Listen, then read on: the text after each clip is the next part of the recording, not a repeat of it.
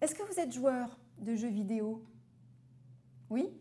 Vous connaissez certainement dans ce cas-là le nouveau CDD qui vient de sortir et qui concerne justement les joueurs professionnels de jeux vidéo. Vous le connaissez? Super, ben, vous êtes le bienvenu alors ou les bienvenus sur cette séquence parce que justement cette séquence est consacrée au CDD, donc joueur professionnel. De quoi va-t-on parler? Bonjour à toutes et à tous d'abord. De quoi va-t-on parler? Eh bien de cette nouvelle forme de contrat à durée déterminée qui date de 2016, qui est donc très très récent, qui est encore très peu connu et qui permet donc à certains joueurs professionnels de jeux vidéo d'obtenir donc un contrat de travail. Et justement, c'est le cas de Tobias, l'ami de Rosa, qui est très inquiète parce que Tobias justement a été au courant ou est au courant de cette nouvelle forme de contrat et donc il lui annonce qu'il abandonne tout, sauf elle bien sûr, pour commencer justement une activité professionnelle de jeux vidéo. Il lui a dit justement qu'il allait avoir un contrat de travail, qu'il allait rester salarié, qu'il ne fallait pas qu'elle s'inquiète, que ça pouvait durer jusqu'à 5 ans, etc., etc. Et donc Rosa, qui sait que vous suivez ce MOOC avec une grande assiduité et qui sait que vous devenez vraiment très pro sur le droit des contrats de travail, est sûre que vous allez pouvoir la renseigner et la rassurer. Alors j'espère que vous allez pouvoir la rassurer, en tout cas à la fin de cette séance. Alors, quelle est la définition donc de ce joueur professionnel qui a fait son intégration dans le Code du travail récemment? Eh bien, ce joueur professionnel est un salarié de jeux vidéo compétitifs et qui est défini précisément comme toute personne ayant pour activité rémunérée la participation à des compétitions de jeux vidéo dans un lien de subordination juridique avec une association ou une société bénéficiant, donc la société, bénéficiant d'un agrément du ministre chargé du numérique précisé par voie réglementaire.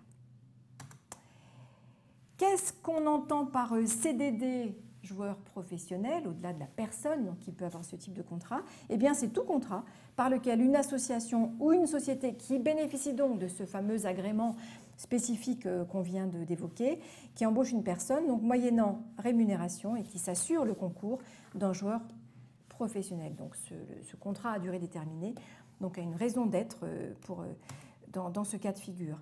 Alors, quelle peut être la durée de ce contrat à durée déterminée joueur professionnel? Alors, la loi nous précise qu'il peut être conclu pour la durée d'une saison de jeux vidéo, qui va pour un maximum de 12 mois, ou bien pour une durée inférieure à 12 mois dès lors que le contrat va au terme de la saison de jeux vidéo, ou bien inférieur à 12 mois lorsqu'il s'agit de remplacer un joueur professionnel de jeux vidéo. Sachant que la durée, en principe, ne peut être supérieure à 5 ans. Donc on peut éventuellement renouveler ce contrat dans le maximum de 5 ans.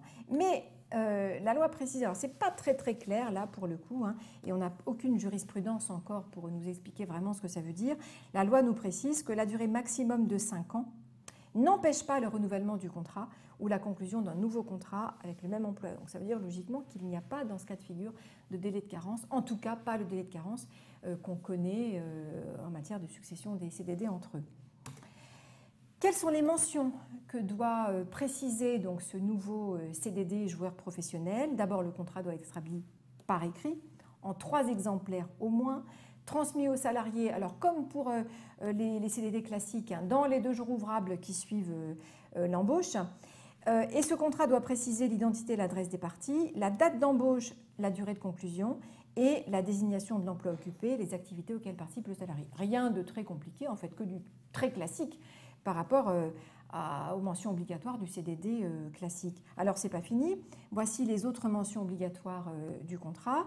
Il doit préciser le montant de la rémunération et ses différentes composantes, le nom, l'adresse des caisses de retraite complémentaires et de prévoyance, et l'organisme qui assure la couverture maladie complémentaire, et enfin l'intitulé des conventions ou des accords collectifs. Voilà tout ce qu'on sait grosso modo aujourd'hui du contrat joueur professionnel. Il n'y a pas de jurisprudence encore, enfin pas à ma connaissance, et donc je peux guère vous en dire plus, mais c'est un nouveau contrat donc intéressant dans un cas de figure particulier et qui bénéficie donc à une catégorie spécifique de personnes. Et donc c'est le nouvel arrivé dans le Code du travail. Alors comment répondre à Rosa qui s'inquiète beaucoup par rapport à Tobias qui veut tout lâcher et rentrer donc dans cette nouvelle configuration donc de ce nouveau CDD. Bon, expliquer à Rosa qu'effectivement, c'est bien une nouvelle forme de contrat à durée déterminée qui paraît relativement bien cadrée, qui permet donc de faire travailler un salarié pendant, en principe, une durée de 12 mois ou tout au moins la durée du jeu vidéo.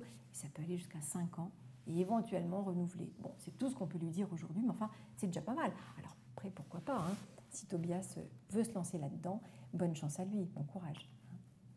Voilà, sur cette question. Allez, à une prochaine séquence, le plus vite possible.